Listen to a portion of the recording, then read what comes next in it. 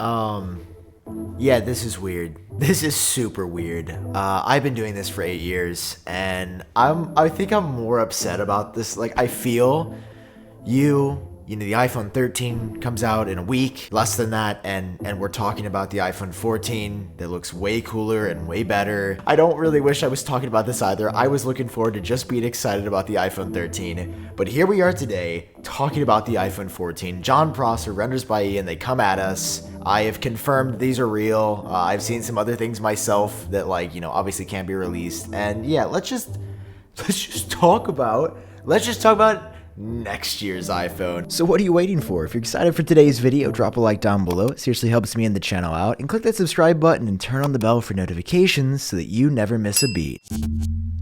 Let me be very, very, very clear, because there's going to be a lot of confusion thanks to the source of this John Prosser. This video is not about the phone coming out next week.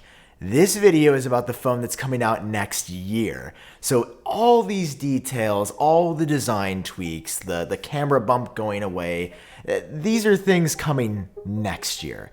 Don't expect this on the iPhone 13. And speaking about the source specifically, full disclosure, it's John Prosser. You guys know John, you've seen him around before. You know, we've collabed together, we do the podcast, Genius Bar every week. Oh, and he's also just one of my best friends. So putting my bias to the side, do I think this is legit? Yes. I've seen some things behind the scenes that John has showed me that he can't show the world. And what is it? Well, it's the iPhone 4 with this crazy band going around the edges, wild glass on the front and back, flat edges similar to the iPhone 12, but in a very modern design that just is stunning. And I don't know if this is just the way the universe works, but I'm noticing some parallels here in how these phones were leaked. You remember the iPhone 4? It's the biggest leak ever. Some Apple employee left it in a bar and a reporter got their hands on it. They shared it weeks ahead of launch and spoiled the design. And now, like 13 years later, we're getting the biggest iPhone leak ever a week ahead of when the previous year's phone is coming out. Just something that popped in my mind. It's a wild coincidence. Anyway, let's start off with the band going around these phones. Similar to the iPhone 4, it's got this wild, very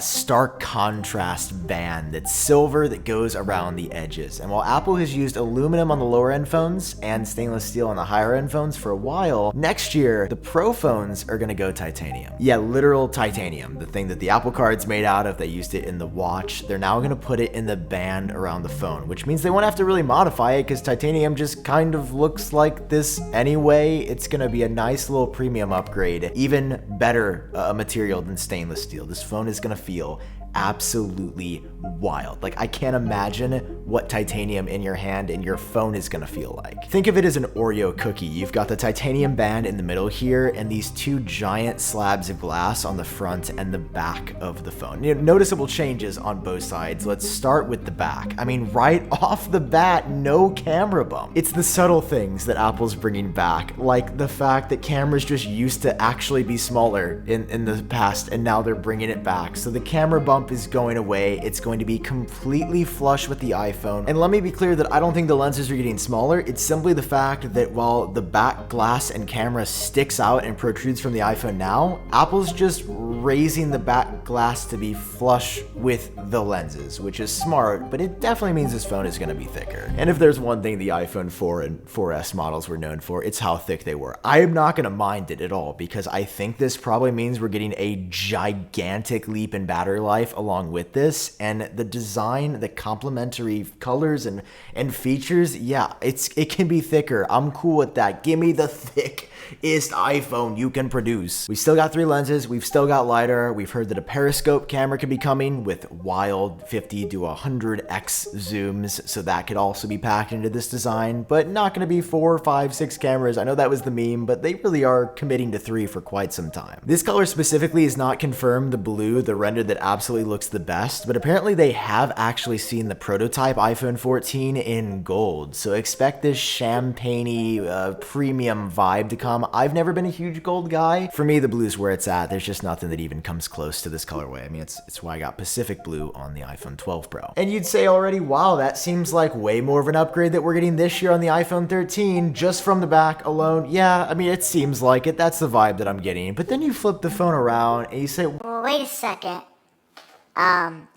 Excuse me? Where's my notch? the notch, the cutout at the top? Yeah, what'd they do with it? They said, F the notch. The company that didn't change the size of the notch for like 4 years and then shrunk it 1 year, now the year following says, no, this is not something we're familiar with. No, the notch, it doesn't exist. But what does is this little cutout for the camera. And I'm calling it now, this is going to be the most divisive part of the design. Everyone is going to see the iPhone 4 and lose their absolute minds. But when you see the camera cutout, the punch hole design, again, confirmed by other sources historically like Wilman Chi. I know people that love it. I think I'm in this camp. I think it looks good. I know people that say it's horrible. It does not seem like something Apple would do. It cheapens the experience by just literally being a hole in the screen. I also don't like the notch, so I'm willing to take this trade-off. You can see in the renders, it doesn't block much content, but it does block some. And this is an example of how Twitter is gonna look on the display right here. It's just a little hole. It's not too big. And again, I like this better than the notch. It's more content on the screen. And even if it looks a bit odd, I'm willing to take that. I like that trade-off. Okay, maybe at this point in the video with changes like that, the 3 cameras, you're saying, this isn't really the iPhone 4 though. It's essentially just an iPhone 4, iPhone 12. But I can assure you, no, this is an iPhone 4 through and through. Just look at the buttons on the side. Well, you've got the same mute switch as the iPhone 4. You also have the super small up and down volume buttons, just the little circles. Again, identical to what Apple introduced to the market in 2010. Apple goes so far as to even make the speaker grills on the bottom of the iPhone 14 identical to the 4. You've got even spacing now this time, so you don't have the weird offset of 3 holes on this side and 5 holes on this side of the iPhone. They look identical, and there's a port in the middle, isn't there? What is this port? Apple, it's the iPhone 14. It's USB-C time. You finally did it. Even though the iPhone 4 had 30 pin, we're not going back to 30 pin, thank God. We're done with Lightning though. No, we're not. How do we still not have USB-C? Like, it's things like this that make me want to quit. How can Apple absolutely demolish the market in design, literally reincarnate a 13-year-old phone, and yet we still have Lightning? Truly, this company baffles me. There is no reason we should have Lightning on the iPhone. Get rid of it. Get them out of here. All right, we just want USB-C. Oh, it's not happening. Not happening again. All right. Sick. All right. Love that. Let me share my final thoughts here. This is gonna sell like crazy, and I can't believe we have to wait a literal year for this. I'm not paraphrasing. I'm not rounding up or down. No, we have to wait literally a year almost to the day to get this in our hands, which is cool. But yeah, the iPhone 13 is already outdated. I mean, I know they say the iPhone is outdated the day it comes out. That's a common sentiment. It is true.